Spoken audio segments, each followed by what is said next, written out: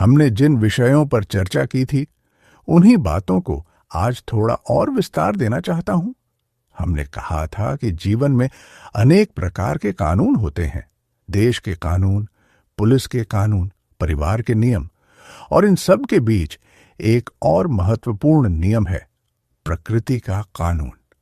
यह वह नियम है जो बिना शोर किए, बिना किसी पक्षपात के निरंतर चलता रहता है। हम चाहें या न चाहें, उसका प्रभाव हम पर पड़ता ही है। हमारे जीवन की अधिकांश भावनाएं हमारी इच्छाओं से जुड़ी होती हैं। जब चीजें हमारी इच्छा के अनुसार होती हैं तो हमें खुशी मिलती है, और जब वैसा नहीं होता तो हम दुखी हो जाते हैं। परंतु प्रकृति के स्तर पर यह सब कोई खेल नहीं है। प्रकृति न तो हमें दुखी करना चाहती है, न ही विशेष रूप से खुश। वह तो वही कर रही है जो वह अनादिकाल से करती आई है। पृथ्वी घूमती है, सूरज प्रतिदिन उदय होता है, चंद्रमा अपनी कलाएं बदलता है, दिन रात का क्रम चलता रहता है।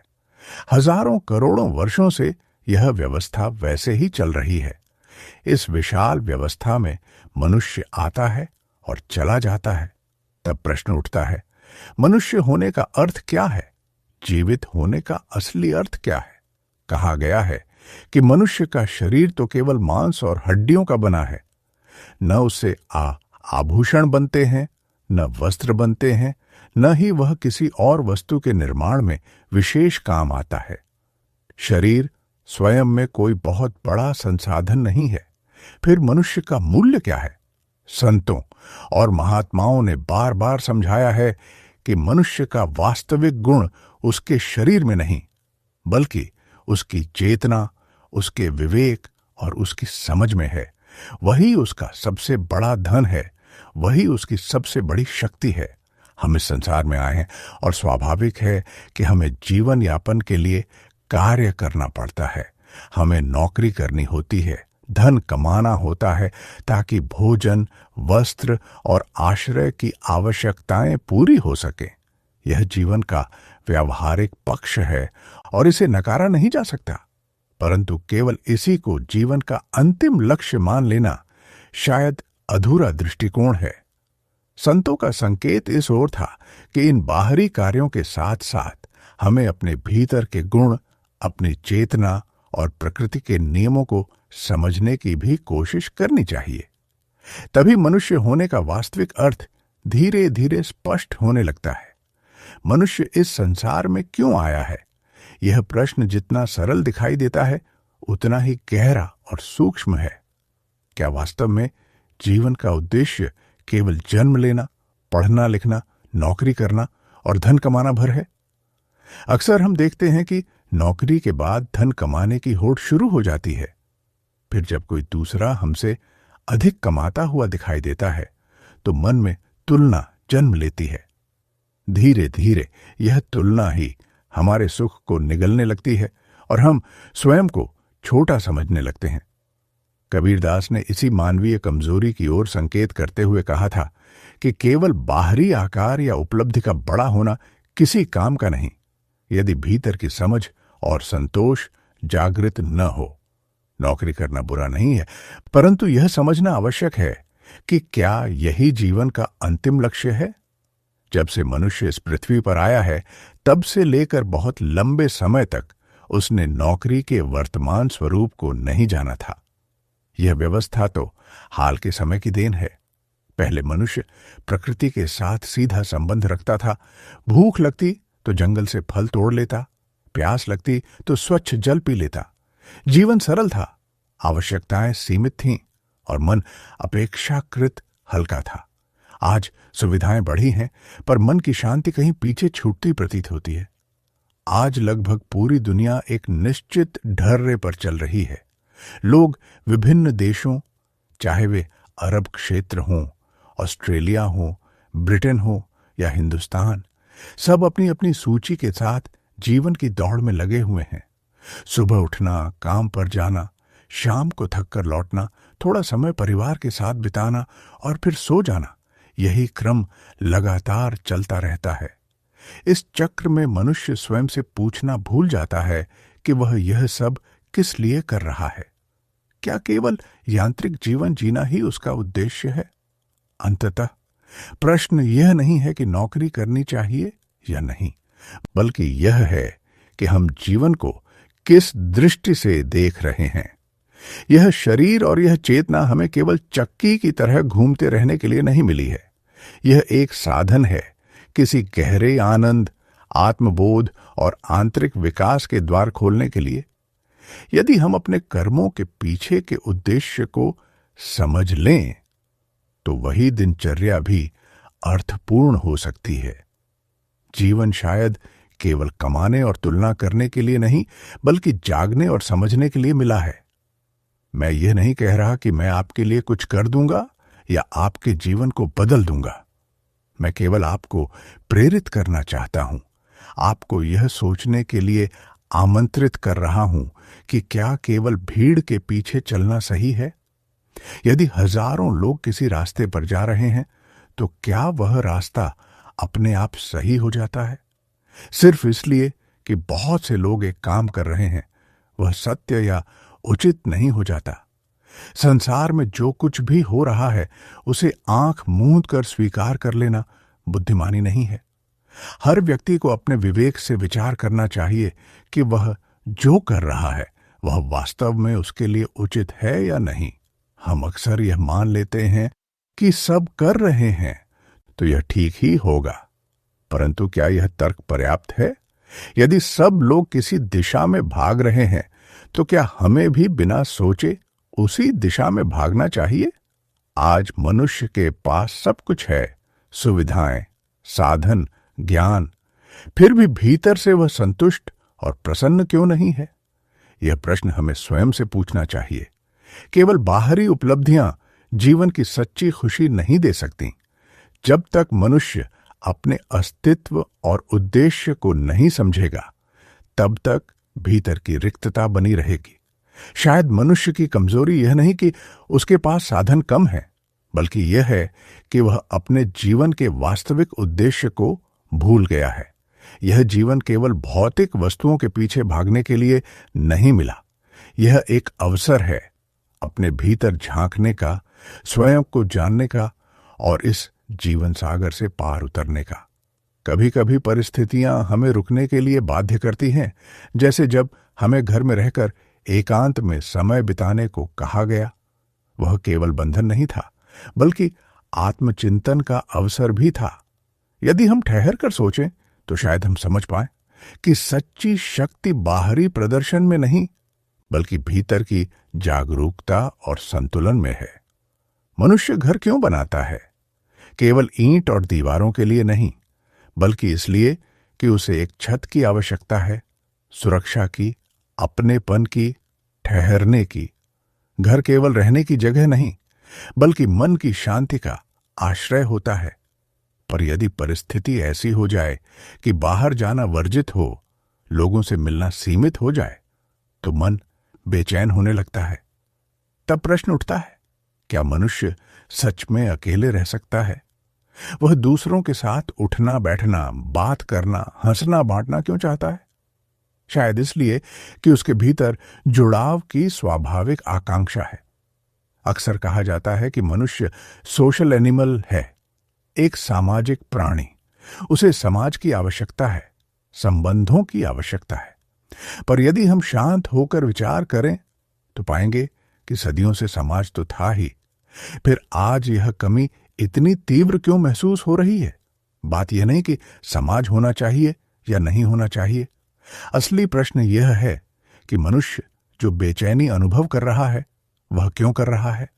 संभव है कि इसका कारण यह हो कि वह स्वयं को पूरी तरह जान नहीं पाया है। जो व्यक्ति अपने भीतर के साथ सहज नहीं है, वह बाहरी परिस्थितियों से अधिक प्रभावित होता है। जो स्वयं को समझ लेता है, वह अकेले में भी अधूरा नहीं रहता। उसका संबंध पहले अपने आप से होता है और वही संबंध उसे संसार से संतुलित रूप में जोड़ता है। यदि मनुष्य अपने आप को ही न समझे तो वह दूसरों को कैसे समझ पाएगा? बड़े बड़े भाषण, ऊंचे विचार, प्रभावशाली शब्द, इनका वास्तविक असर तभी होता है जब भीतर जागरूकता हो। हमारे संत महात्माओं ने सदियों पहले कहा था कि पूरे संसार को अपना कुटुंब मानो। यह विचार आज भी उतना ही सत्य है, पर क्या हम सच में उसे जी पा रहे हैं? सच्ची प्रगति बाहर की दौड़ में नहीं, बल्कि भीतर की यात्रा में है। जब मनुष्य अपने आप को जान लेता है तो उसे अपने भीतर शांति मिलती है, और वही शांति उसके संबंधों में भी झलकती है। अंततः सबसे बड़ी उपलब्धि यही है, अपने आप को जानना। जब मनुष्य अपने आप को सच में जानने की दिशा में कदम बढ़ाता है, तभी वह समझ पाता है कि उसके भीतर कितनी अपार संभावनाएं और गुण छिपे हुए हैं। हमारे अंदर करने की शक्ति भी है, समझने की क्षमता भी, और दूसरों को समझाने की योग्यता भी। हम खुश भी हो सकते हैं और दुखी भी। अक्सर हम सोचते हैं कि दुनिया हमें दुख देती है और दुनिया ही हमें सुख देती है, पर सच तो यह है कि दुख और सुख दोनों हमारे ही भीतर निवास करते हैं। बाहरी परिस्थितियां केवल अवसर बनती हैं, असली अनुभव हमारे मन के भीतर जन्म लेते हैं। जिस दिन यह बात हम पूरी तरह स्वीकार कर लेते हैं कि द्वैत, सुख और दुख हमारे अंदर ही है, उसी दिन जीवन की दिशा बदलने लगती है। हमारे भीतर रोने की भी शक्ति है और हंसने की भी, लेकिन हम प्रायः यह मान लेते हैं कि हमारी भावनाएं बाहर से आती हैं। लोग हमें खुश करते हैं या दुखी कर देते हैं। यदि एक बार हम यह समझ लें कि हमारी परेशानी का मूल कारण बाहर नहीं, बल्कि हमारे अपने विचार और प्रतिक्रियाएं हैं, तो दृष्टिकोण बदल जाता है। तब हम अपने भीतर झांकने लगते हैं। जब मनुष्य अपने आप से मित्रता कर लेता है तो दुनिया भी उसे मित्रवत लगने लगती है। इसका अर्थ यह नहीं कि बाहरी रिश्ते महत्वहीन हो जाते हैं, बल्कि यह कि हम उनसे अपेक्षाओं का बोझ हटाकर सहज और प्रेमपूर्ण संबंध बना पाते हैं। यदि कभी परिस्थितियों के कारण हमें अकेले भी रहना पड़े, तो वह अकेलापन दुख नहीं, बल्कि आत्मसंग का अवसर बन जाता है। यह समझना भी आवश्यक है कि हम जो बाहरी रूप सज्जा में लगे रहते हैं, वह अस्थायी है। कभी हम अपने रंग रूप को लेकर चिंतित होते हैं, कभी शरीर को सजाने संवारने में लगे रहते हैं ताकि दुनिया हमें सुंदर माने। पर यह शरीर एक दिन नश्वर है। उसे चाहे कितना भी सजा लें, अंततः वह मिट्टी में ही मिल जाना है।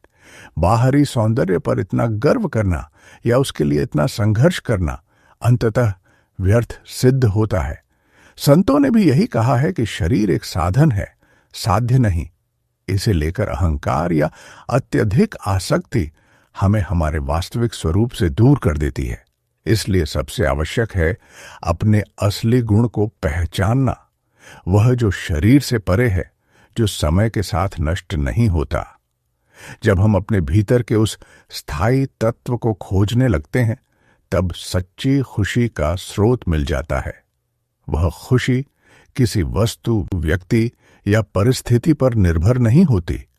अपने आप को जानना ही जीवन की सबसे बड़ी साधना है। जब हम यह जान लेते हैं कि हम कौन हैं और हमारे भीतर कितनी शांति और प्रकाश छिपा है, तब जीवन सरल, सौम्य और आनंदमय हो जाता है। अपने आप को समझने की कोशिश करना जीवन की सबसे बड़ी साधना है। जब मनुष्य अपने भीतर झांकता है, तब उसे कई प्रश्न घेर लेते हैं। मैं कौन हूं? मेरे साथ जो हो रहा है वह क्यों हो रहा है? और क्या यह सब मेरे पिछले कर्मों का परिणाम है? कभी कभी हम अपने ही अनुभवों को समझ नहीं पाते और सोचते हैं कि शायद यह सब पिछले जन्मों के कर्मों का बंधन है। परंतु सच्चाई यह है कि हमें अपने अतीत का पूरा ज्ञान नहीं होता। जैसे भगवान श्री कृष्ण ने अर्जुन से कहा था कि उन्हें सब स्मरण है, पर अर्जुन को नहीं। यही अंतर मनुष्य और ईश्वर में है। हम सीमित स्मृति और सीमित समझ के साथ जीते हैं। इसलिए हर बात को तुरंत समझ पाना संभव नहीं होता, और यह भी ईश्वर की ही एक व्यवस्था है। विश्वास का आना जाना भी उसी कृपा का हिस्सा है। जब जीवन में कठिन समय आता है, तब मन डगमगा सकता है, महाभारत के युद्ध के बाद की एक घटना हमें यह समझाती है। परंपरा के अनुसार विजयी योद्धा का पहले सम्मान किया जाता था, रथ से उतारकर उसका अभिनंदन होता था। लेकिन जब युद्ध समाप्त हुआ तब श्री कृष्ण ने अर्जुन से कहा कि वह पहले रथ से नीचे उतरे, वे बाद में उतरेंगे। यह बात सामान्य प्रथा के विपरीत थी, इसलिए अर्जुन को आश्चर्य हुआ, परंतु कृष्ण की इच्छा में ही सुरक्षा छिपी थी। जैसे ही अर्जुन रथ से नीचे उतरे और उनका स्वागत हुआ, उसके बाद जब श्री कृष्ण स्वयं रथ से उतरे तो वह रथ तुरंत प्रज्वलित होकर भस्म हो गया। कारण यह था कि युद्ध के दौरान उस रथ पर अनेक दिव्य अस्त्रों का प्रभाव पड़ा था। वह रथ केवल इसलिए सुरक्षित था क्योंकि श्री कृष्ण स्वयं उसे संभाले हुए थे। जब तक उनकी उपस्थिति थी तब तक सब स्थिर था। उनके हटते ही वह शक्ति भी समाप्त हो गई जिसने उसे सुरक्षित रखा था। इस प्रसंग का संदेश बहुत सरल और गहरा है। हम जीवन के रथ में बैठे हुए अनेक कार्य करते हैं, सफलताएं प्राप्त करते हैं और कभी कभी यह मान लेते हैं कि यह सब हमारी ही शक्ति का परिणाम है, परंतु वास्तव में कोई अदृश्य शक्ति है जो हमें संभाल रही है, दिशा दे रही है और संरक्षण दे रही है। जब तक वह कृपा हमारे साथ है तब तक हमारा जीवन संतुलित चलता है। इसलिए अहंकार छोड़कर यह समझना आवश्यक है कि हम अकेले कर्ता नहीं हैं। इसी समझ से मन में शांति आती है। जो समय चल रहा है उसे स्वीकार करना और भीतर स्थिरता बनाए रखना ही सच्ची साधना है। भय में जीने की आवश्यकता नहीं है। जीवन में जो भी अनुभव मिल रहे हैं वे हमें कुछ सिखाने के लिए हैं। अपने भीतर चल रही चेतना का पूरा लाभ उठाइए, अपने सच्चे गुणों को पहचानिए और उन्हें निखारिए। विश्वास रखिए कि हर परिस्थिति में ईश्वर की कृपा साथ है। जब यह भाव हृदय में स्थिर हो जाता है तब जीवन सहज, शांत और अर्थपूर्ण बन जाता है।